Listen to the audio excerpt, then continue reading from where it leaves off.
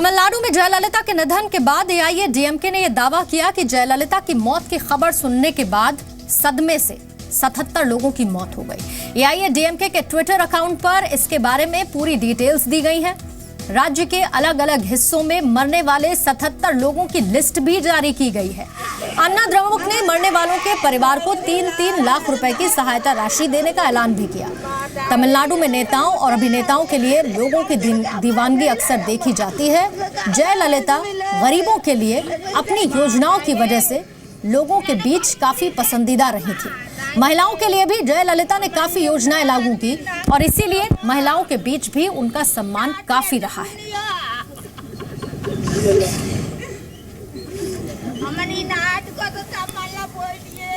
जयललिता का 5 दिसंबर 2016 को निधन हुआ था। वो 74 दिन से अस्पताल में भर्ती थी और जैसे ही जयललिता के निधन की खबर सामने आई, लोग रोने लगे और सदमे से 77 लोगों की मौत हो गई। जयललिता की पार्टी एआईएडीएमके ने 77 लोगों की मौत की जानकारी दी है।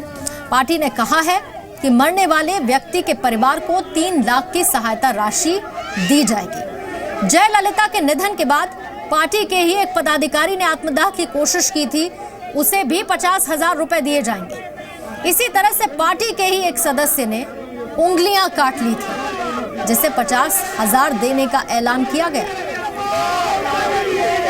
जयललिता 22 सितंबर से अस्पताल में भर्ती थी और जब से वो अस्पताल में थी उसी वक्त से अस्पताल के बाहर उनके प्रशंसकों की भीड़ जमा थी। वो अपोलो अस्पताल के गेट पर पूजा पाठ करते, जयललिता के स्वस्थ होने की कामना करते। जयललिता 75 दिन अस्पताल में रही और उनके चाहने वाले भी 75 दिन अस्पताल के गेट पर जमे रहे। उनके निधन के बाद तो समर्थकों का धैर्य जवाब दे गया और इसी सदमे में अब तक 77 लोगों की जान जा चुकी है।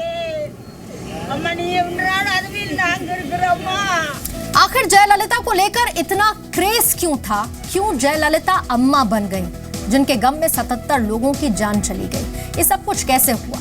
जयललिता ने अम्मा कैंटीन शुरू की, जिसमें सिर्फ 1 रुपए में इडली, 3 रुपए में दही चावल और 5 रुपए में सांभर चावल मिलते थे।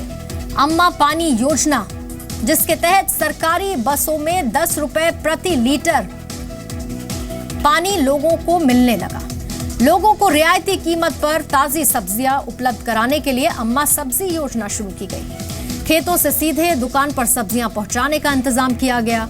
गरीबों के लिए कम दाम में नमक के लिए अम्मा नमक की शुरुआत की गई। अम्मा लैपटॉप योजना, इसके तहत जरूरतमंद छात्रों को मुफ्त में लैपटॉप भी दिए गए।